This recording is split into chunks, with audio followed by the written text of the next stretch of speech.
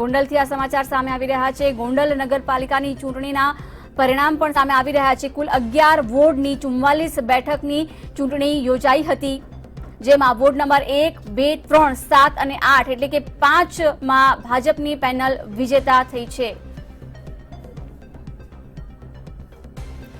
તો ગોંડલમાં ક્યાં કેટલું પરિણામ સામે આવી ચૂક્યું છે, વધુ વિગતો સાથે સંવાદદાતા મયુર સોની ગોંડલથી જોડાયા છે।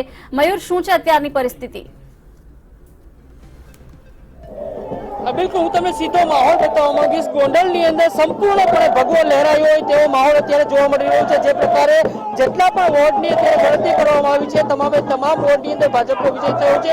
Ward number 1, ward number 7, ward 8, ward number 4 ની અંદર ભાજપની પેનલ વિજેતા થઈ છે। પહેલાથી 4 જે ઉમેદવારો હતા, 5 ઉમેદવારો બિનહરીફ થયા હતા। આપણી સાથે વિજેતા ઉમેદવારો છે। શું કહેશો તમે, જે પ્રકારે વિજય થયો છે, ગોંડલની જનતાને શું સંદેશ આપો? સંદેશ એવું આપી છે કે એની અમને પ્રોત્સાહન બધી બહુ સારી રીતે મતથી સારી રીતે વિજય બન્યો એમ 3 નંબર વોર્ડ ખૂબ ખૂબ આભાર એ લોકોનો બધાનો। ખાસ કરીને તમારા માથે મોટી જવાબદારી આવી પડી છે ગોંડલની જનતાની અપેક્ષા પૂરી કરવાની, કઈ રીતે કરશો? કે મારા પ્રમાણે હું સારી રીતે બધી રીતે નિભાવીશ ને સારું કામ કાર્ય કરીશ। તો જોઈ શકો છો કે ઢોલ નગારા સાથે ઉજવણી થઈ છે। તમામ વિજેતા ઉમેદવારોને વધારવા માટે એમના કાર્યકર્તાઓ છે તે તમામ પ્રકારે ઉત્સવ ઉજવી રહ્યા છે।